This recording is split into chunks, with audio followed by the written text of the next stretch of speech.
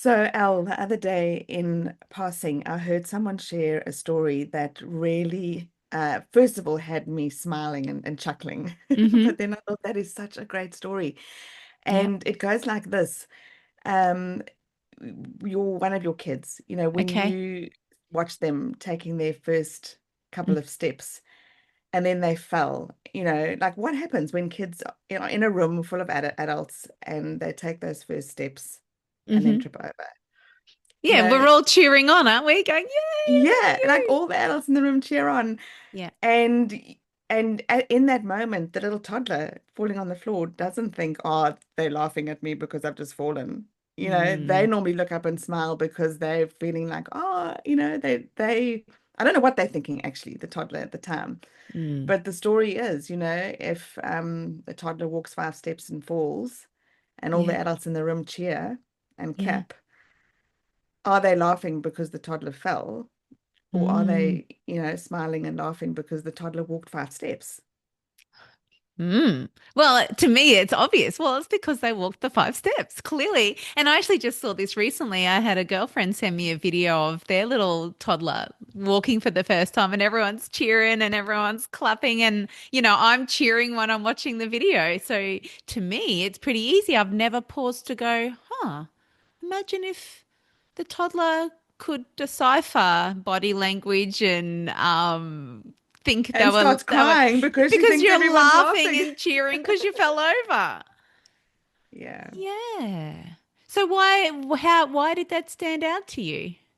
Well, I think if, fast forward a whole lot of years as Mm, an adult, mm, if you're, I don't know, doing something like um trying to, I don't know. I mean, the thought that comes to mind is, I don't know, you're trying to balance on a walk over a log, a fallen log, and you're sort of yeah. balancing on that log, and then you fall off and your mates laugh at you. You kind of think they're laughing at me because I fell.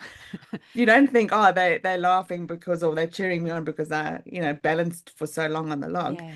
And so somewhere along the line between childhood and adulthood, Yeah. our I think as an adult, our common reactions or the story we tell about other people's responses are Mm, way more easily sort of swayed to the side of, oh, they're laughing at me because I fell. mm, mm.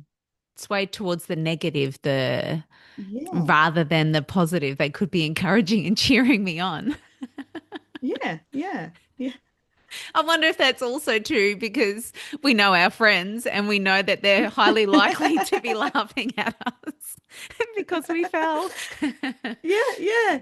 And I think that is often the case. How often have we laughed at someone because, Mm, you know, um, I mean, I remember once.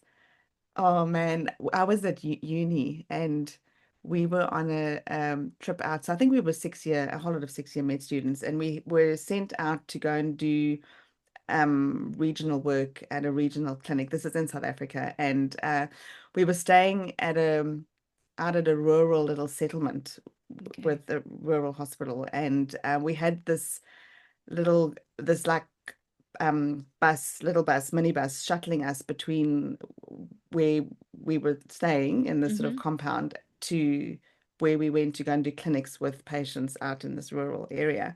Okay. And one of the days, I ran because I think I was the last one onto the bus, and I ran to get on the bus. And as I jumped, I miscalculated the door, and I actually hit my head on the top of the door going in, and Oh. literally fell backwards and landed sort of sprawled out on my bum on the floor.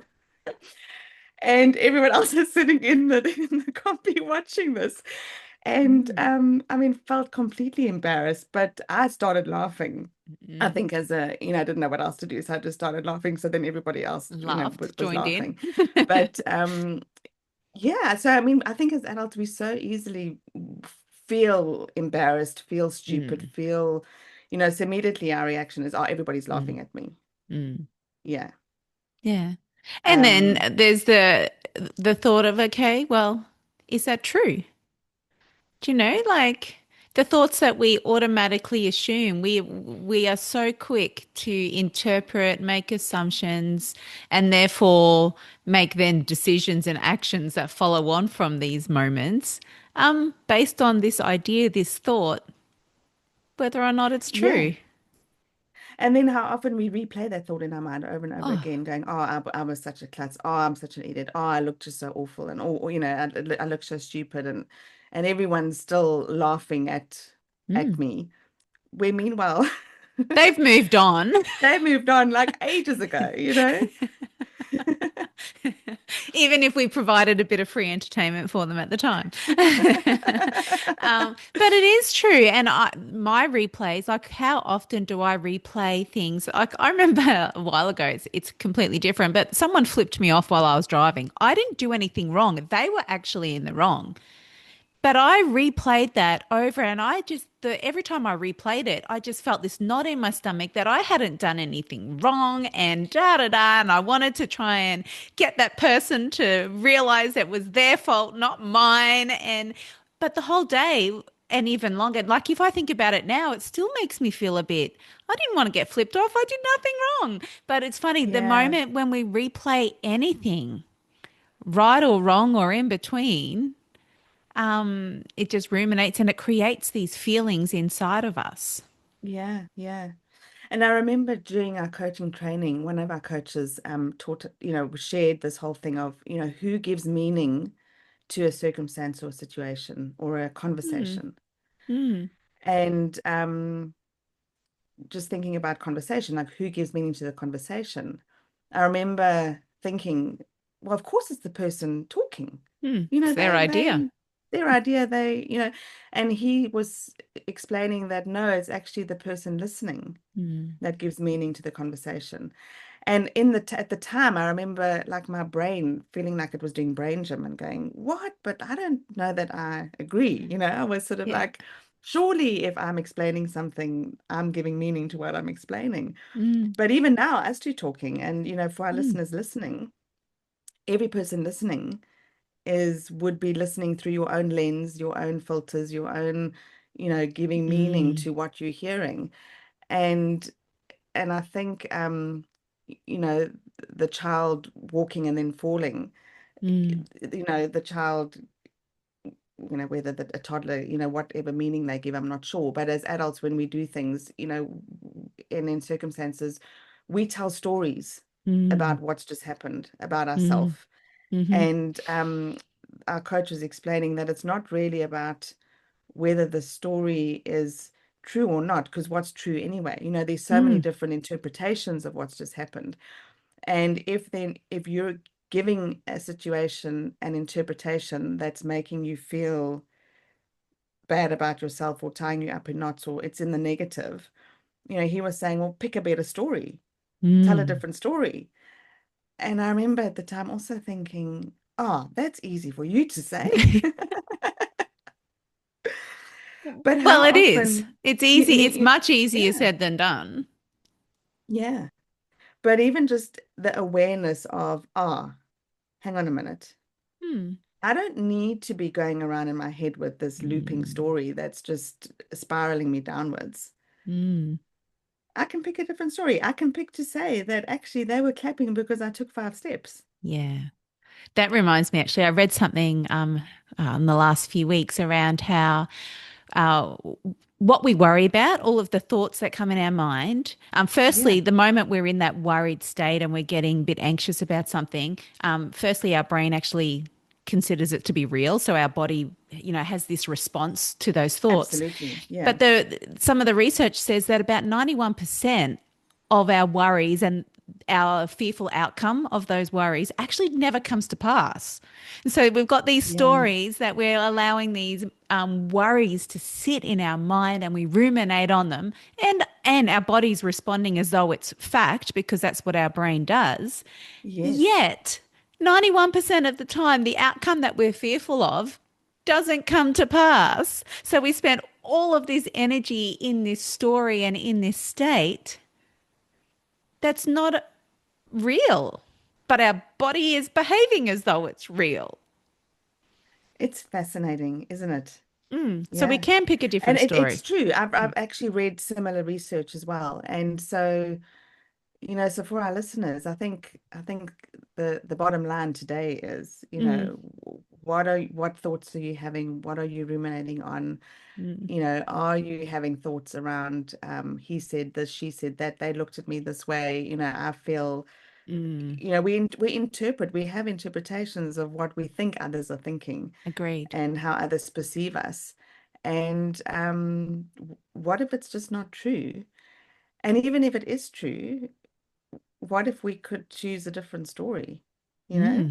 Mm, So when our coach shared that day, he said it's not about whether it's true or not. He said about it, it's um, what is it giving you? What is the okay. feeling it's giving you? What is the emotion it's giving you?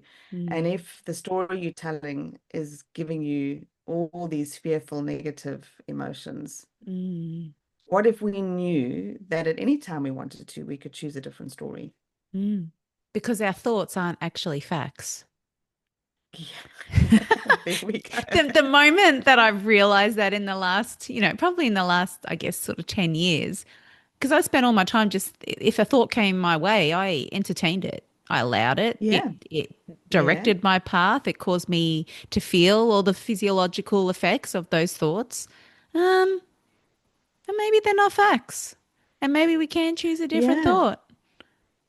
And So I that's, yeah. remember, yeah, in the early days, also when I was first coming across all of this, I remember clearly telling a story to our coach that we were immigrants, and because we're immigrants, you Hmm. know, we're on a visa, and because we're on a visa, we're not seen as, we're not permanent residents, and yada yada yada, and all that this leads to. And so, woe is me because I can't because of XYZ. And Mm. I remember him saying to me, pick a different story. And I remember looking at him going, but you don't understand. That's true. You're not an immigrant, you wouldn't know. Not Yeah. realizing, because it just hadn't sunken in my brain yet, that actually I can choose a different story. I Mm. think I was so stuck, or hanging on to the victimhood of my Mm. story. The excuses. Mm. And was it true? Yes, it was true. Mm. But I just didn't realize that I had it within my power Mm. or choice to choose to hang on to that story and let it be Mm. my story and let it be the excuse and, the reason to blame a whole lot of other things. Or I could let it go and choose a different story. Mm. Which at the time I don't think I was ready to do, No. because I was enjoying the fact that, the story gave Yes. me all these validations of why I was so Yeah. hard done by.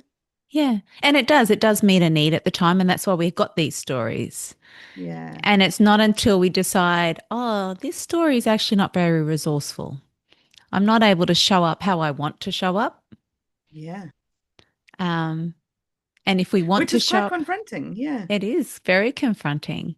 Because and there can be, I said before, thoughts aren't truth, but there's elements of them. There are parts of what we think about it, and parts of the story will have some truth. But there's also other truths that we're kind of yes, ignoring yeah, because it suits us at that time. But if we want to change the story, if we want a different outcome, we need to look at the other truths that we're kind of ignoring.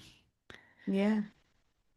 And even just realizing that, I'm the one. If I'm the toddler that's been, taken the Mm, 5 steps and fallen, mm, I get to choose, oh, they're cheering for me. That's the story I yeah, want to choose. yeah, Or I can get to choose, are they laughing at me? But yeah. that's my choice to make. And actually Agreed. that's my responsibility and ownership to take, to Mm, choose how I'm going to interpret what's going on. Because however I choose to interpret it, that's going to impact my behavior moving forward, yeah, and how I relate to these people, how I respond, what comes out of my yeah, mouth next. yeah, Yeah. yeah. How whatever we because it creates also the feelings and the emotions. So whatever story we choose creates the emotions that we feel, Yeah. which then in turn um is where we take our action from. So if we Yeah. want to act from a state of, oh, they're laughing at me, I've made a Yeah. mistake and they're laughing at me, the action's going to be very different because the feeling is completely different to, oh, they're cheering me on. The actions are going to be very, very different. And so I guess it comes back to then, okay, well, what do I want? How do I want Yeah. to show up? How do I want to move forward? Am I going to listen to these stories? Am I going to change it? Because, hey, I want to show up confident, empowered, free. Yes. Because the alternative of thinking everyone's laughing at me,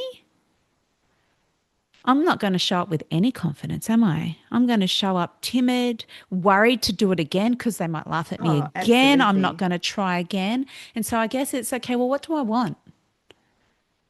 And if you want something different, what is it that was that Henry Ford who said, if you, what's that quote about if you do what you've always done, you'll always get the same outcome, kind of, you want a Yes, I different don't know outcome? who Ah, originally, yeah, I'm not sure who yeah. originally penned that, but absolutely, if we want change, then yeah, it all starts with our thinking and giving Mm, ourselves permission to interpret things in a way that gives life. yes. We talk about go where the life is, and I think a lot of that is comes from it's your thinking. It is our thinking because then our action is the lived out experience of what we're thinking. So Yeah, if we want to go there, we've got to think where the life is. We got to speak it to absolutely. ourselves first before we can go out and live it for others and for ourselves. Love it. So today, I guess if we're feeling, we're caught up in and we notice that we're ruminating, we notice that we're telling the same story over and over again, and in fact, it's causing us to feel a certain way, then Yeah. let's check our stories. What are we telling ourselves? Can we reframe it? Is there a different story we can tell that's going to allow us to go in the direction, go after life, and allow us to be who we actually want to be? And recognize that in the moment when you are sort of first trying to even consider changing a story, of course it's going to feel uncomfortable. Of course you're going Yeah. to feel, if your head's going, what? No. Can it be? No. That's okay too, because Yeah.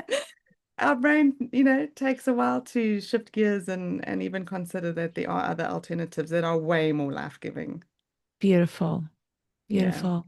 Well, thanks for letting me share this, Elle. It's a great little It's a metaphor. topic we've chatted about before, but that metaphor was just so superb, and it's one that, yeah, I think is so easy to remember. And so Mm, next time you feel like you're in the spotlight of other people's, I don't know, mm, laughing or whatever, just yeah, You look get at to the smile. choose. You You get get to to choose. choose and interpret Yeah, it in a way that speaks life to you. Mm, for sure. brilliant. Well, thank you. And can't wait to see what next week brings, Kath. Always a Yes. pleasure, mate. Always a pleasure. Cheers, Al.